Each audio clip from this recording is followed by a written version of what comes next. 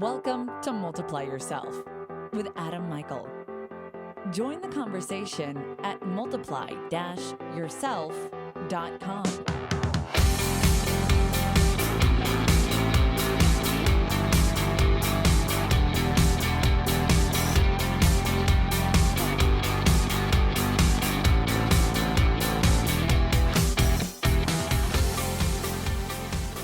Hi, and welcome to the episode. So this week I wanted to talk about creating tasks. So I had a question asked of me this week about how I went through the process of creating tasks for my team to do, and essentially how I continue to keep them busy. Because something that I found, and it seems to be a common experience, when I started to first work with virtual assistants or remote employees, I talk about a lot how I didn't look for a jack of all trades, but my principle on employment is to find someone who is specialized in the task that they have committed their education and their life to, rather than finding someone who does a bit of everything. Well, that often meant that if I didn't have enough work for a full-time position, say for a graphic designer, then that person would not have enough work at times. So I had to go about creating tasks and ensuring that they were busy, because busy people are productive. People who, sit around, it's the same for my life as well. If I'm not busy, I tend to slow down and lose my motivation. So I like to keep myself busy. So when you first employ people, often you need to go about creating tasks, extra things for them to do, and find enough for them to fill out the day.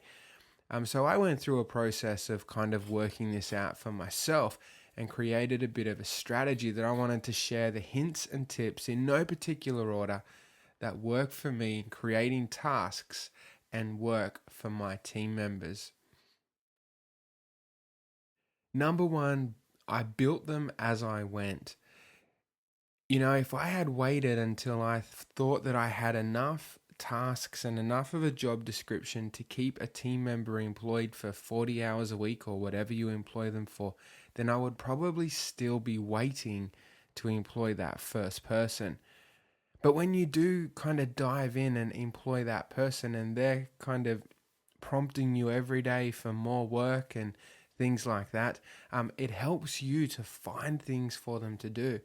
And this is one of the ways that really helped me as I started. I just dove in, employed my first virtual worker, or my remote worker, whose name was John, and I didn't have enough work for him at the time. But I soon, as he was prompting me for work every day, I soon found enough tasks that I could send over his way. Number two, I keep a scratch pad for ideas. Now, I'm an iPhone user, so the Notes application is what I use, but I just have a note in there for any ideas that I come up with, for things that I could begin to get my team to do. And I have the privilege now of having so many resources and so many different skill sets that I can rely upon.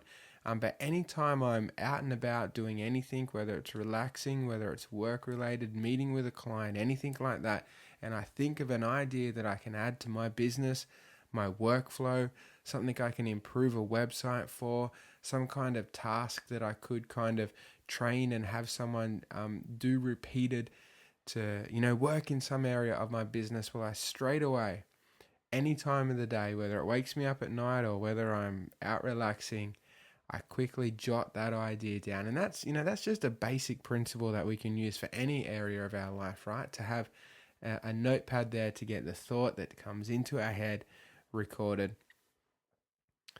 The third one is I looked for repetition, and this is one of my keys for outsourcing, is to look for things that you do repeatedly. Because if it's something that you're doing, whether it's every day, every hour, once a month, fortnightly, whatever it might be, if it's something that you are doing over and over again, repeatedly, then you can turn it into a process. For me, I found that I started my mornings with the same thing, updating some spreadsheets, checking some reports and things like that. It was something that I did every morning over and over again. So I quickly turned that into a process, at that time and had one of my team members start their day by doing that and simply sending me the outcome.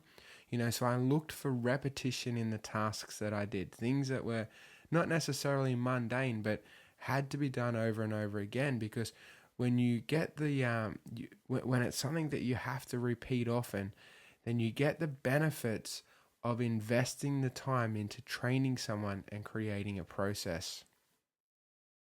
Number 4, I looked at what frustrated me.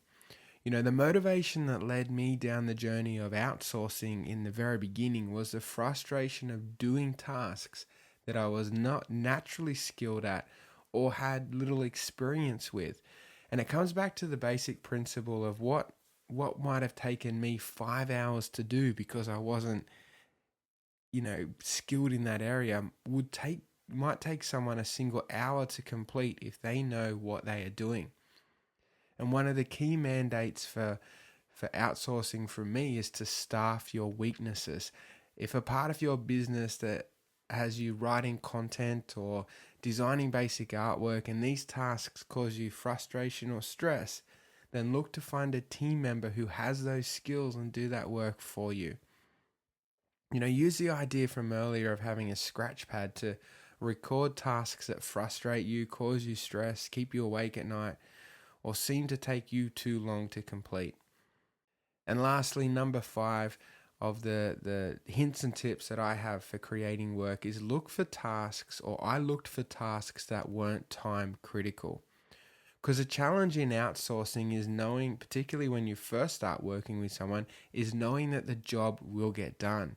This is something that I still face every day. If I assign this critical task to someone, do I know that they're actually going to turn up for work that day and be able to complete it in the time frame that I require? So if parts of your business or day-to-day operations that are not time critical, look to outsource that component. Invest the time once to train someone and monitor them the first few times they do it. But then that one-off investment means that you no longer need to complete that task yourself. Then it's easy to let it go from your portfolio and put it in the hands of someone else. But a great way to kind of fill time for a new employee or to try and fill a new position is to look for those things that are not time critical, because if it doesn't happen, if they get busy, if they don't live up to expectation or it's not done correctly, you might be trying somebody in a new skill that they're not experienced with, then you don't have that pressure on you if it doesn't get done. So they're my 5 tips. I built them as I went. I continually use a scratch pad for ideas. I'm always looking for tasks that I'm repeating over and over again. I look for anything that frustrates me, and I can constantly keep an eye out for tasks in my team that are not time critical or have that component about them. And that's the way that I went about in my business, for my team, creating tasks and work to keep my team busy, motivated, and productive. And it's not just something that I did at the start, but it's something that I continually do. So I hope that's helpful if you're in a position where you're starting to look at adding team members to your business and you need, wondering whether you can fill them out for the day. And I'd love to hear your thoughts. Head over to multiply-yourself.com and join in the conversation there, or hit us up on Twitter at multiplyu, and you can get all the links from the website. But thanks for listening, and I'll talk to you again next week.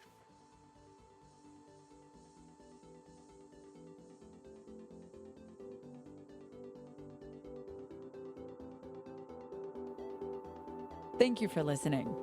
Subscribe for more content at multiply-yourself.com.